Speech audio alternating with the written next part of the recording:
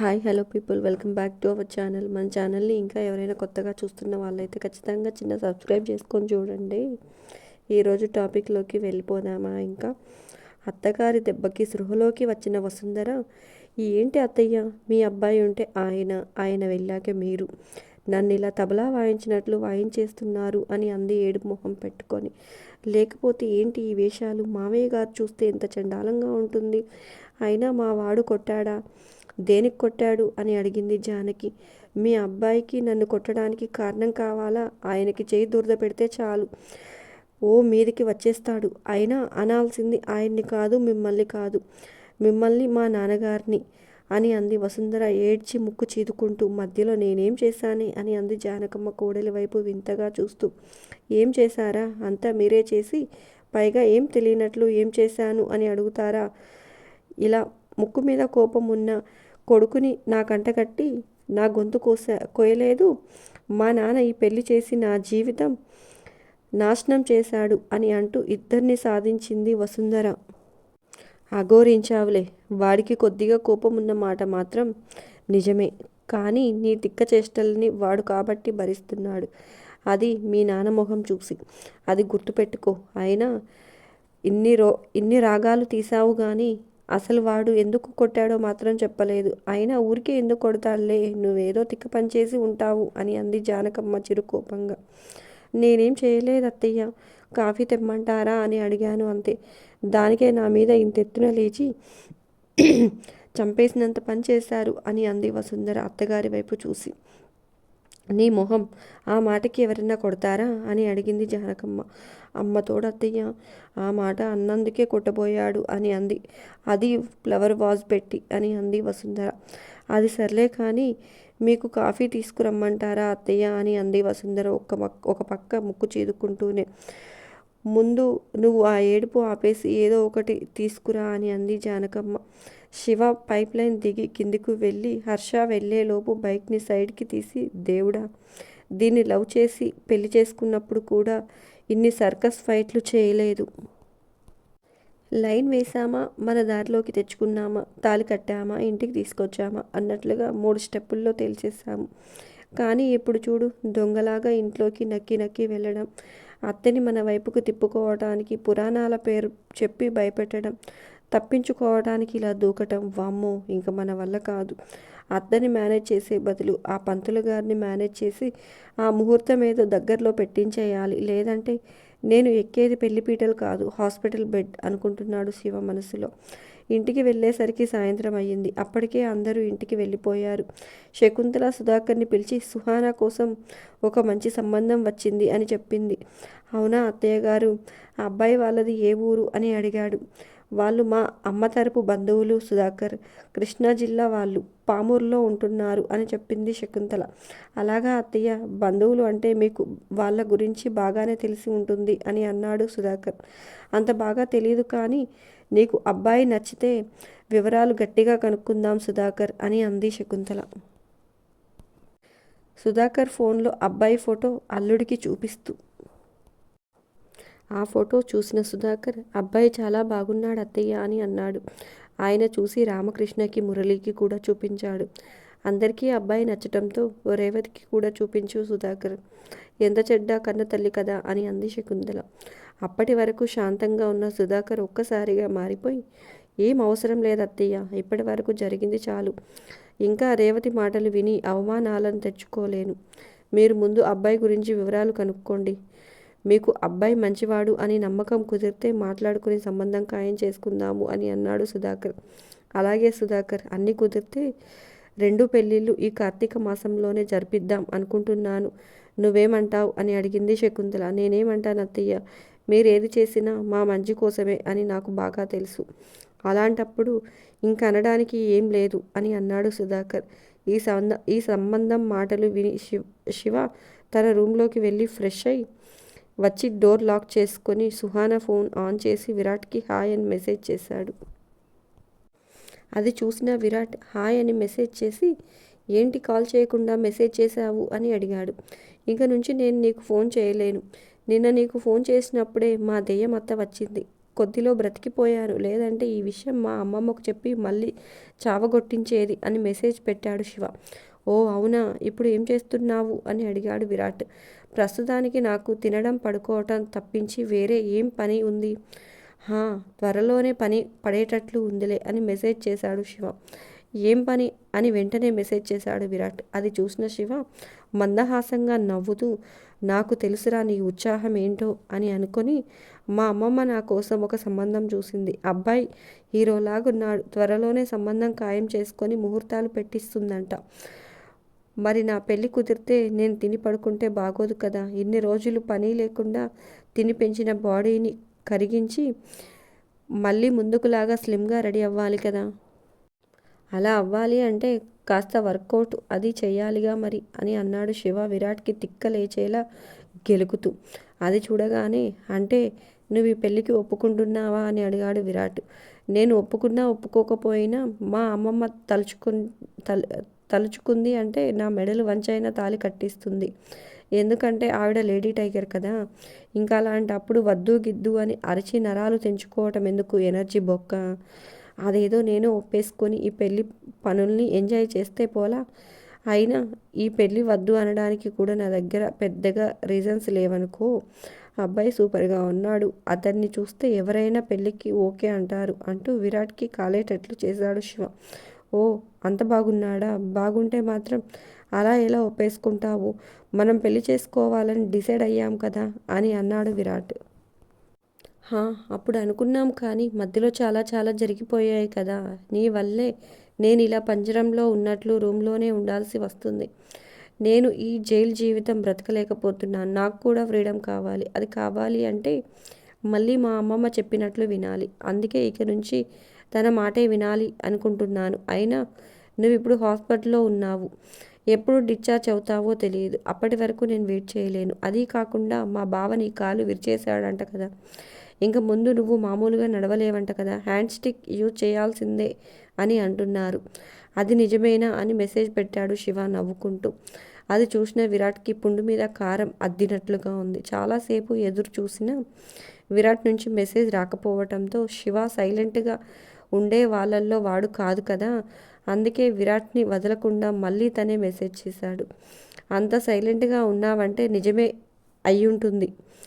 అయితే నేను తీసుకున్న డెసిషన్ కరెక్టే అన్నమాట.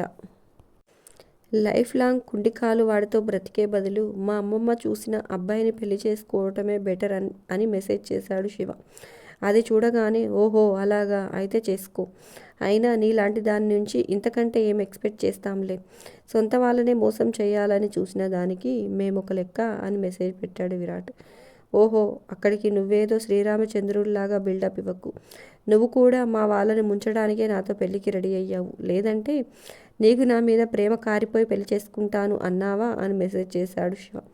నేను నీ మీద చాలా బెటర్. బయట వాళ్ళని ముంచడానికి ట్రై చేశాను కానీ అయిన వాళ్ళ జోలికి పోను. కానీ నువ్వు మహాముదురివి కదా, అయిన వాళ్ళని కూడా వదలవు అన్నాడు విరాట్. నేనేం చేసినా ఏదో ఒక చిన్న చితక పనులు చేసి మా వాళ్ళను ఏడిపించడానికే కానీ మీకులాగా మర్డర్లు మానభంగాలు లాంటివి ప్లాన్ చేయలేదులే అని అంటూ ఎక్కడ తగ్గకుండా విరాట్కి కౌంటర్ ఇచ్చాడు శివ. అయితే ఫైనల్గా ఇప్పుడు ఏమంటావు అని అడిగాడు విరాట్. అనడానికి ఏముంది, ఇంకా నీకు నాకు రామ్ రామ్. నా మీద ఎక్కువగా హోప్స్ పెట్టుకోకు. నన్ను మర్చిపో. నువ్వు కూడా ఏ గంతకు దగ్గ బొంతనో పెళ్లి చేసుకొని సెటిల్ అయిపో అని మెసేజ్ చేస్తూ నాలుక బయట పెట్టి నవ్వుకుంటున్నాడు శివ. ఇదొక ఆలియా భట్ మరి. దీన్ని మర్చిపోలేక ఇక్కడ దేవదాస్ అవుతున్నాము అని దీని బోడి ఫీలింగ్ అని మనసులో సుహానాన్ని తిట్టుకుంటూ, అయితే ఇదే నీ ఆఖరి మాట అని మెసేజ్ చేశాడు విరాట్. అవును, ఇదే నా ఆఖరి మాట అన్నట్లు చెప్పడం మర్చిపోయాను. ఇంక నువ్వు మా బావ జోలికి వెళ్ళకు. అప్పుడే ఉన్న ఒక కాలుతో అన్న హ్యాపీగా ఉంటావు. లేదంటే అన్నీ ఇరగ్గొట్టి మంచాన పడేలా చేస్తాడు. ఏదో పాత ఫ్రెండ్వి కదా అని నీ మంచి కోరే సలహా ఇస్తున్నాను. దాన్ని సీరియస్గా తీసుకుంటావో లేదో నీ ఇష్టం అని మెసేజ్ చేశాడు శివ. నీ ఉచిత సలహాకి థ్యాంక్స్. ఇక మీదట నాకు మెసేజ్ చేయకు అని అన్నాడు విరాట్. మెసేజ్ చేయొద్దా? అయితే కాల్ చేయనా అని మెసేజ్ చేశాడు శివ. ఆ టైంలో విరాట్ ఫీలింగ్స్ ఎలా ఉన్నాయో తలుచుకుని పడి నవ్వుతూ, దేనికి నీ తద్దినానిక అని మెసేజ్ చేశాడు విరాట్ కోపం ఆపుకోలేక. అది నీ తద్దినానికి దాచుకుందువులే, నేను చేసింది నా పెళ్ళికి ఇన్వైట్ చేయటానికి అని మెసేజ్ చేశాడు శివ. ఏం అక్కర్లేదు, నేను నీ నెంబర్ బ్లాక్ చేస్తున్నాను, గో టు హెల్ అని మెసేజ్ చేశాడు విరాట్. అంత కోపం ఎందుకు విరాట్, అసలే హాస్పిటల్లో ఉన్నావు, ఇలా ఆవేశపడి బీపీలు హార్ట్ అటాకులు తెచ్చుకొని పర్మనెంట్గా అక్కడే ఉండిపోదామని డిసైడ్ అయ్యావా ఏంటి? లేదంటే మళ్ళీ వెళ్ళి ఏం చేస్తాం, ఇక్కడే ఉంటే ఒక పని అయిపోతుంది అనుకుంటున్నావా అని మెసేజ్ చేశాడు శివ. చూడు వింటున్నాను కదా అని ఓ ఎగిరెగిరి పడకు, నీ చరిత్ర తెలియక ఆ పెళ్లి వాళ్ళు నిన్ను చేసుకోవడానికి సరే అని ఉంటారు. నాకు కానీ తిక్కరేగిందనుకో, నీకు నాకు ఫిజికల్ రిలేషన్ ఉందని వాళ్ళకు ఒక ఫోన్ చేస్తే చాలు, నీ పెళ్లి పెటాకులు అవుతుంది అని అంటూ కోపంగా మెసేజ్ చేశాడు విరాట్. ఆ మెసేజ్ చూడగానే అప్పటి వరకు విరాట్ని విసిగిస్తూ పువ్వులాగా నవ్వుతున్న శివ మొహంలో రంగులు మారుతున్నాగా ఒక్కసారిగా మారిపోయాయి. దొంగ నా కొడక, నువ్వు ఇంతకు మించి ఏం చేస్తావులే, నీ నక్క బుద్ధి నాకు తెలియదా అని మనసులో అనుకొని, అయ్యో అలా చేయకు విరాట్, నా బ్రతుకు నాశనం అయిపోతుంది, కావాలంటే నీ కాళ్ళు పట్టుకుంటాను అని అంటాననుకున్నావు కదా, అంత లేదు నాన్న, నువ్వు ఇంత కంత్రీ వాడివని నాకు తెలిసే మన ఫస్ట్ మీటింగ్ని రికార్డ్ చేశాను. నువ్వు కానీ నా పెళ్ళి చెడగొట్టడానికి ఏదైనా వెధవేషాలు వేశావనుకో, దానిని తీసుకువెళ్ళి మా అమ్మమ్మకి ఇస్తాను, తర్వాత మా టైగర్ ఏం చేస్తుందో ఈ పాటికే నీకు అర్థమై ఉంటుంది కదా అనుకుంటూ, అసలే మీ నాన్న మొన్న టీవీ వాళ్ళతో వాగిన వాగుడికి బాగా కాక మీద ఉన్నారు మా వాళ్ళు. ఈ టైంలో ఆ రికార్డింగ్ కానీ వాళ్ళ చేతికి దొరికిందే అనుకో, అన్ని న్యూస్ ఛానల్లోనూ టెలికాస్ట్ అయ్యేలా చేస్తారు. అప్పుడు మొన్న నేను బ్రేకింగ్ న్యూస్ని అయినట్లు నువ్వు ఇప్పుడు బ్రేకింగ్ న్యూస్వి అవుతావు. ఇంకో ట్రెండింగ్ న్యూస్ వచ్చే వరకు ఛానల్స్ వాళ్ళు పండగే పండగ ఇదే రికార్డ్ని మార్చి మార్చి రకరకాలుగా మార్చి చూపించి నీ తోలు తీస్తారు. ఏంటి అర్థమైందా? అందుకే అన్నీ మూసుకొని సైలెంట్గా కూర్చో, పెళ్లి డేట్ ఫిక్స్ అయ్యాక మెసేజ్ చేస్తాను, వచ్చి మా వారిని నన్ను ఆశీర్వదించి భోజనం చేసి పెద్ద మనిషి తరహాలో హుందాగా వచ్చి వెళ్ళు. అప్పుడే పోయిన నీ ఇమేజ్ కొద్దిగన్నా రికవరీ అవుతుంది, ఏమంటావు విరాట్ అని మెసేజ్ చేశాడు శివ. చూడు, నీ నక్క తెలివితేటలు నా దగ్గర చూపించకు, నువ్వేంటో నీ కుళ్ళు బుద్ధి ఏంటో నాకు బాగా తెలుసు. మంచి వాళ్ళు నిన్ను 2 నెలలు కూడా భరించలేక విసుకొచ్చి కాస్త ధైర్యం ఉన్నవాడైతే సూసైడ్ చేసుకుంటాడు. అదే పిరికివాడనుకో విడాకులకి అప్లై చేస్తాడు. సో నీకు ఈ మూన్నాళ్ళ ముచ్చట అవసరమా? నా మాట విని అంతకు ముందు మనం డిసైడ్ అయినట్లు పెళ్లి చేసుకుందాం. తర్వాత మీ ఇంట్లో వాళ్ళు ఇప్పటిదాకా నీ మీద చేసిన ఒక్కొక్క పనికి బదులు చెప్పొచ్చు. ఆ విషయంలో నేను నీకు ఫుల్ సపోర్ట్ చేస్తాను, ఏమంటావు అని మెసేజ్ చేశాడు విరాట్. అది చదవగానే ఓహో, ఇద్దరు అన్నీ ముందే డిసైడ్ చేసుకొని మమ్మల్ని ముంచడానికి పక్కా ప్లానింగ్ చేసుకున్నారన్నమాట అని అనుకున్నాడు శివ మనసులో. ఇంతలో శివ ఫోన్ రింగ్ అవ్వటంతో తల తిప్పి చూశాడు. శక్తి ఫోన్ చేయటంతో నీ పని రేపు చెప్తాను అనుకుంటూ నాకు ఆలోచించుకోవటానికి కొంచెం టైం కావాలి విరాట్ అని మెసేజ్ చేశాడు శివ. ఓకే, నీ మెసేజ్ కోసం ఎదురు చూస్తూ ఉంటాను అన్నాడు విరాట్. చెప్పాను కదా, మరీ ఎక్కువ ఎదురు చూడకు, ఏదైనా జరగవచ్చు, నా మీద హోప్స్ పెట్టుకోకు అని మెసేజ్ సెండ్ చేసి ఫోన్ స్విచ్ ఆఫ్ చేసి పక్కన పడేశాడు శివ. లాస్ట్ మెసేజ్ చూసిన విరాట్, ఛీ దీనమ్మ జీవితం, చివరికి దీనికి కూడా అలసైపోయాను అని కోపంగా తిట్టుకుంటున్నాడు. శక్తి కాల్ లిఫ్ట్ చేసి, ఏంటి శివాంగి, అంతగా గుర్తొచ్చానా ఫోన్ చేశావు అని అడిగాడు శివ పడుకుని దిండుని కౌకులించుకుని నవ్వుతూ మాట్లాడుతూ. గుర్తు చేసుకోవటానికి అసలు మర్చిపోయింది ఎప్పుడు బాబు అని అంది నవ్వుతూ శక్తి.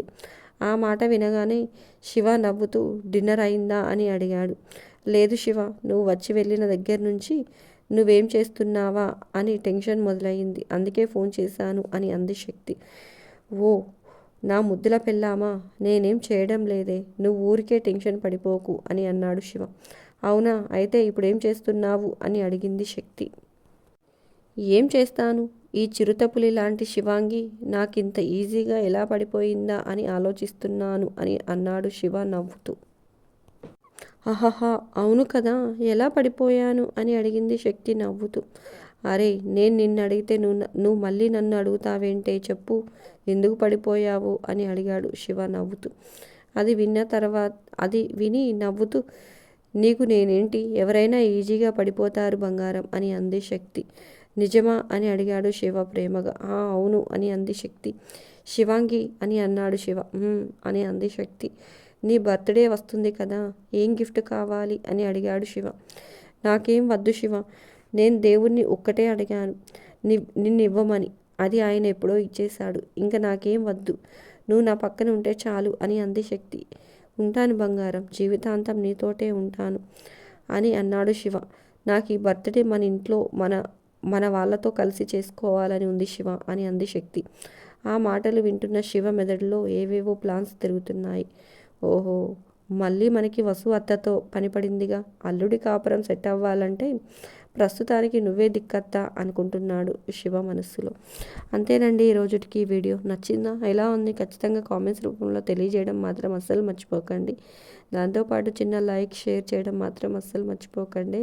ఉంటాను. Bye bye.